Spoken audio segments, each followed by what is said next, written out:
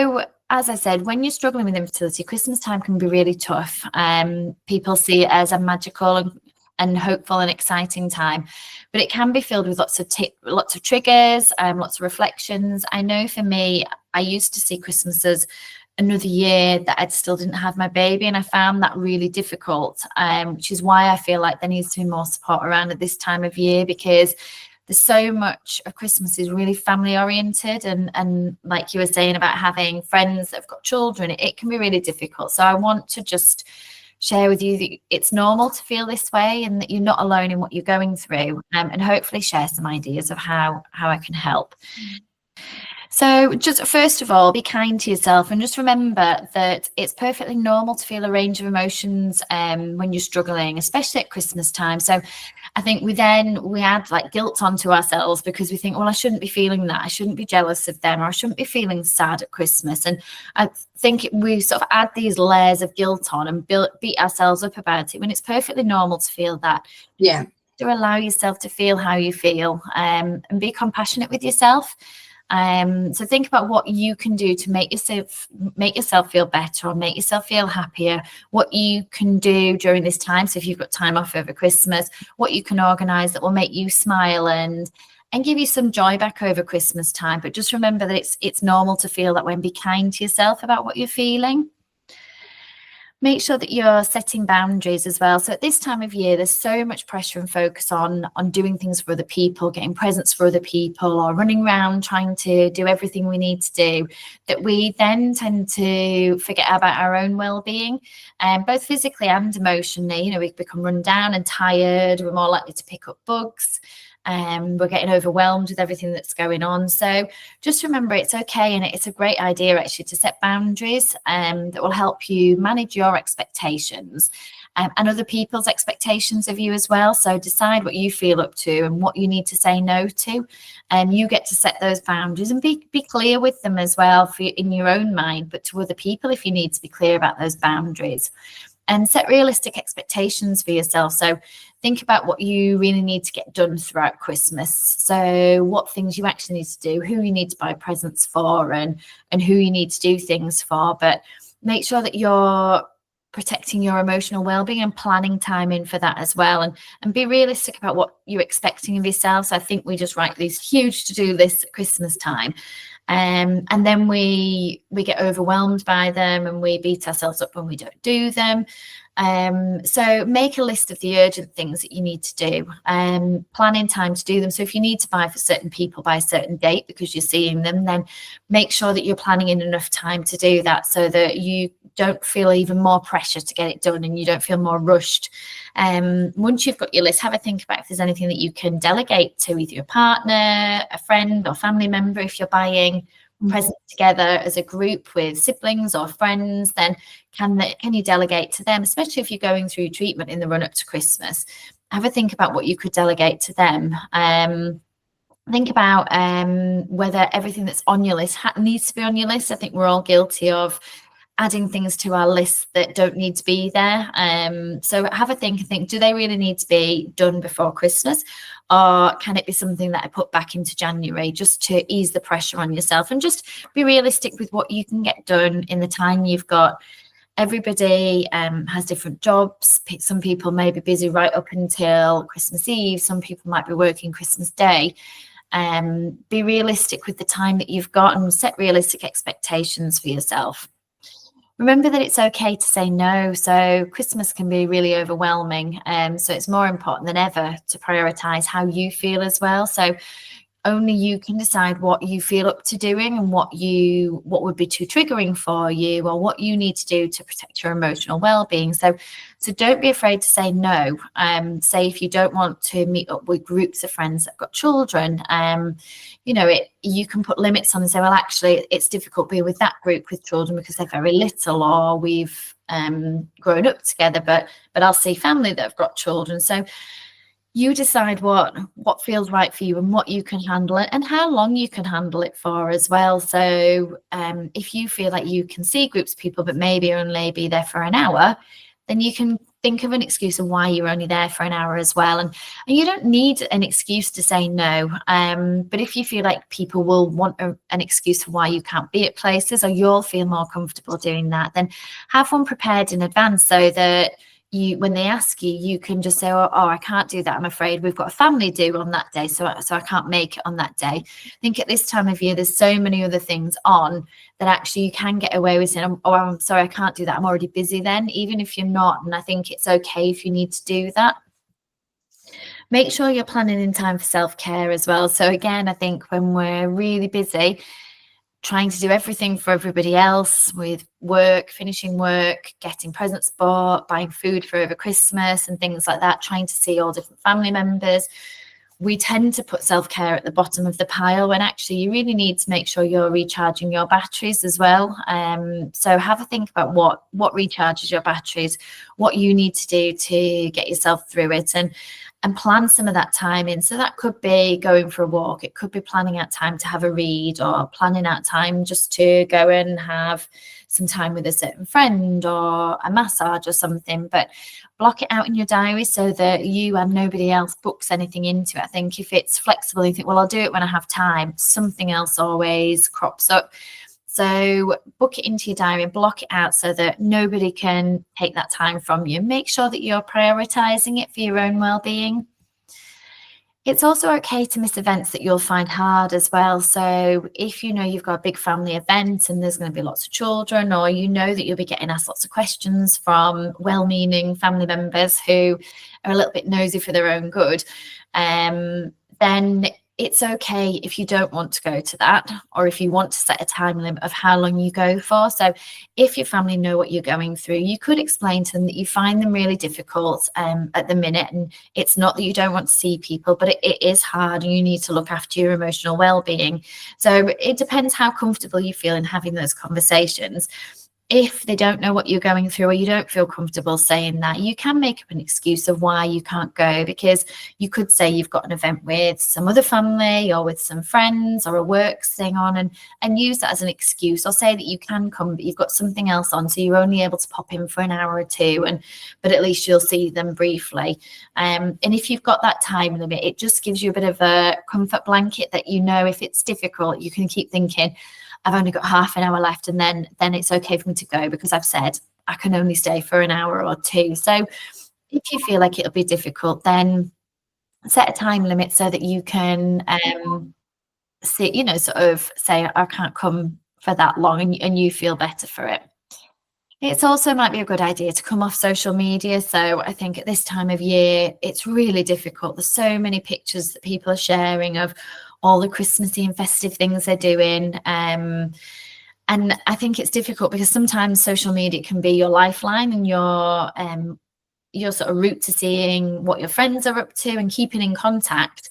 Also, you know, sort of that time that you relax and just scroll through, you know, you may use it for that, but it can be difficult at this time of year. It can be more triggering. So just remember that you get to choose who and what you let into your life. So you get to choose what you see. So if certain accounts are really difficult, you could mute or unfollow them for December, just so that you're not seeing it popping up on your feed all the time. You decide what you can cope with. And it might be that you want to come off it completely, or you might want to just over a few days over Christmas, just come off social media. You decide what works for you, and aim for connections with people in real life. So, or, you know, sort of messaging or FaceTiming or calling them instead of just connecting on social media. So connect with the people who understand, who lift you up, those who you know will support you through it as well. Think about starting some new traditions. So rather than the ones that you see all over Facebook or you have in your mind as what you expected Christmas to be like, have a think about traditions that you could start with your partner or your friends and family. That could be all going for dinner on a certain day in December, or going to Christmas markets, or doing some Christmas shopping, going to a wreath making class. Our friends, for the last, I don't know how many years, we've done Christmas Eve breakfast. And that's been a tradition we've been doing now for probably about 12 or 13 years. And yes, children have come along within that as well, but it started off as us. And, you know, think about who you could do that with. if you want to do that with friends that have children, or if you'd rather do it with a group that don't. But have a think about how you can make Christmas traditions and memories that don't necessarily centre around children, and it makes it time for you to look forward to as well. It can be really difficult over Christmas time around hiding the fact you're drinking or what to do if you're not drinking. So many get-togethers are focused now on drinking, especially work things, or if you're meeting up with friends, it can be really difficult. So try and think about ways that you can, or things you can do that don't center around drinking, because if you are in a position where you're not drinking, it can become more obvious. And then if you don't want questions around why you're not drinking, then having a think about how you could do something that was focused on eating or doing something else, like an activity, rather than just sitting and drinking in a pub or going somewhere and having a night out. So things like going for a meal where the focus is more on the food you're having rather than just drinking, or going to the cinema, or again, something like a Christmas craft, like wreath making, or making Christmas decorations, or even something like a spa trip where you can go and relax together, but you're not having to try and hide why you're not drinking if you haven't told people. Then if you are going to events where you know it is going to be drinking related, so maybe works do, or you always get together with a certain group of friends, it's always a big drinking night, and if you're not drinking, you're going to get questions or people making assumptions, because I used to get that a lot, where it'd be like, oh, you're not drinking. I'm not a big drinker, and I cut down completely or cut it out completely while we were going through treatment.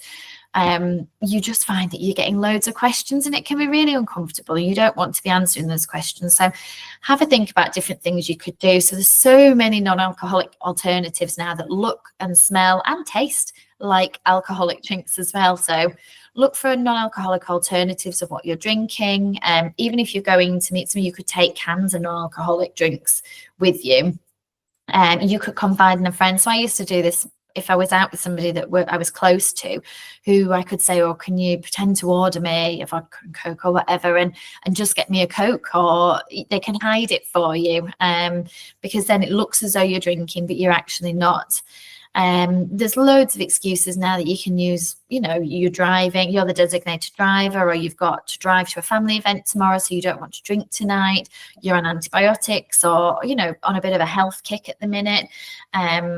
You know, there's lots of different ways. If you don't want people to know that you're drinking, you know, if you're with a group of friends that understand, then brilliant. You can be on the non-alcoholic alternatives with them, knowing all along, and it's easier.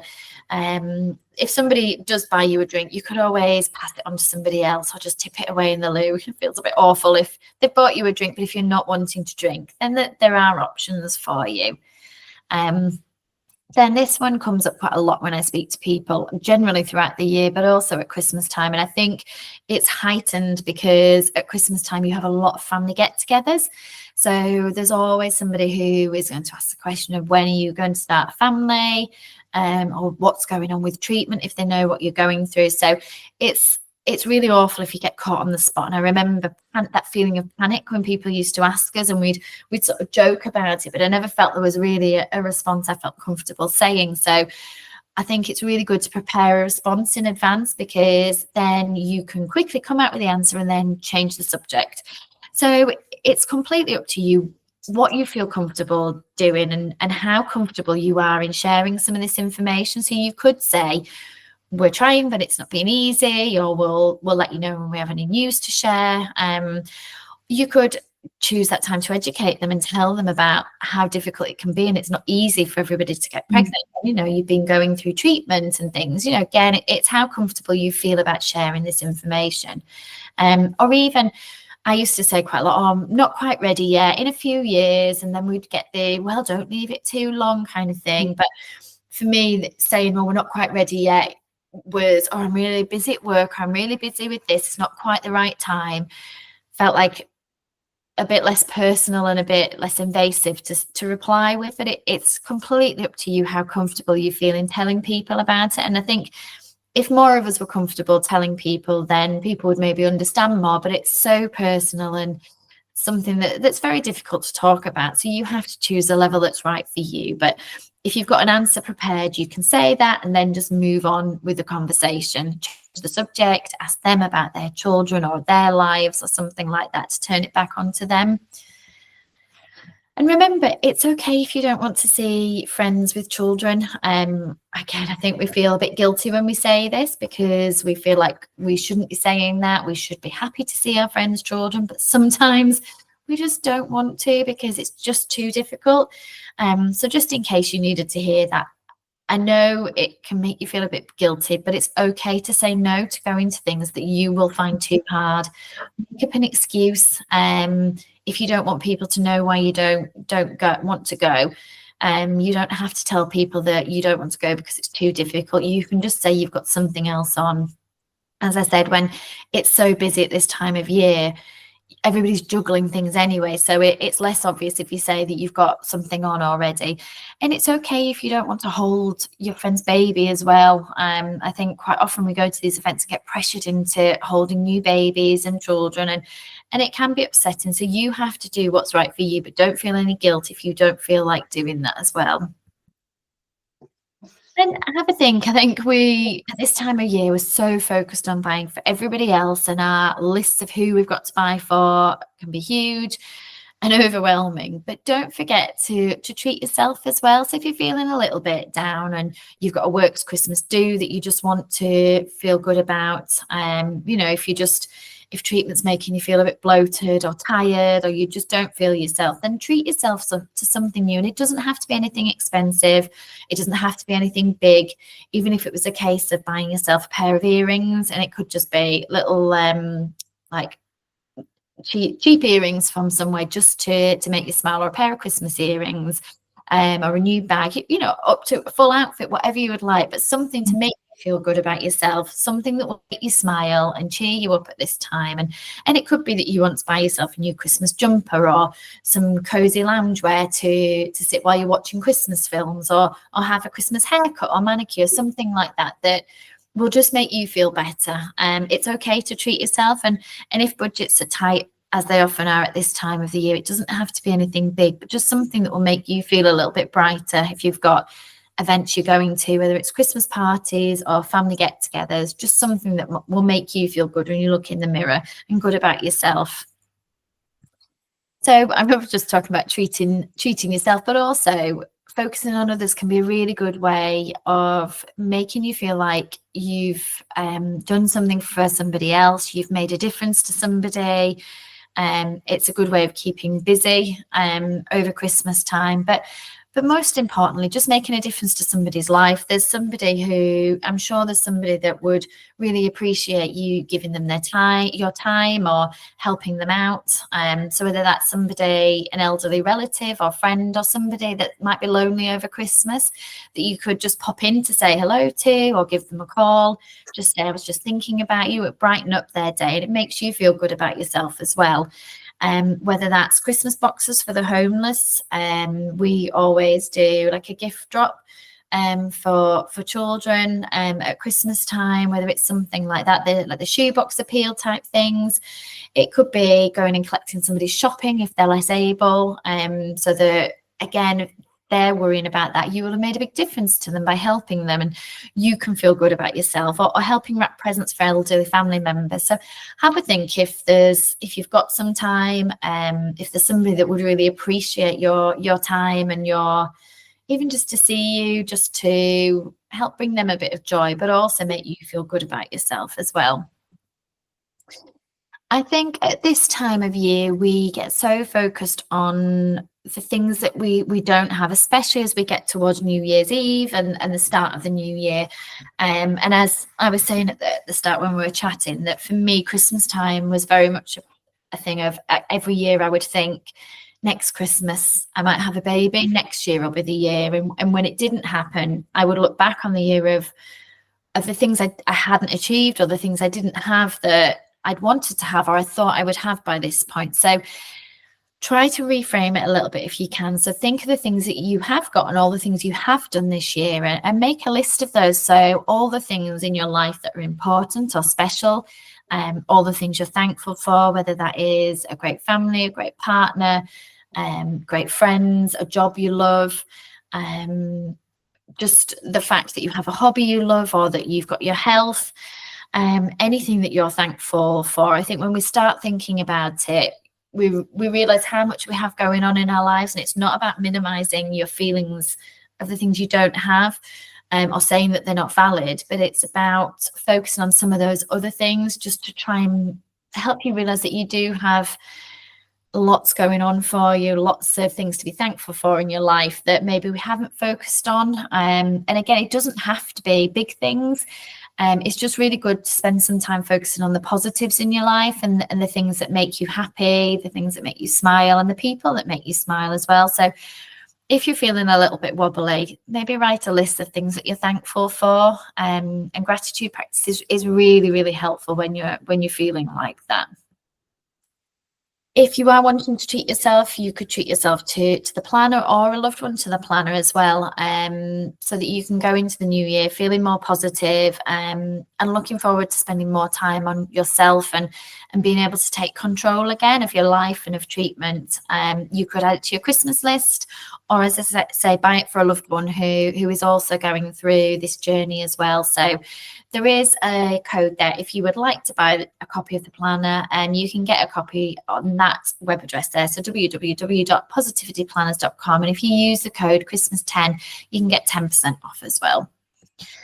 And then most importantly, I'd say use your support system. So we've talked about coming off social media, and it can be difficult, especially if you have support groups. And I know on Instagram there's a brilliant support community on there as well. So it might be that your support community is on Instagram or on Facebook or other social media channels, or you watch TikTok videos that you find validating on how you're feeling. So balancing that, but use your support system, connect with others who have had similar experiences, who fully understand and won't judge you, because I find that's the beauty of the support group. And what I was really missing when we went through treatment was that I didn't feel I could tell anybody that I was really jealous of my friends, seeing their pictures of happy families and what they were doing, that it was really difficult for me. And I felt like my friends and family would judge me if I said that to them. So having an online support group just means you can share those things. So find people who really get it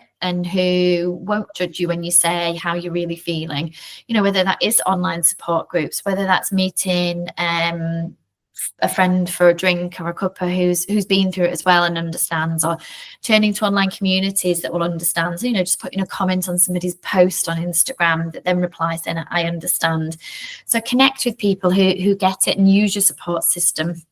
That also could be your friends, your family. It could be a support professional like a counsellor.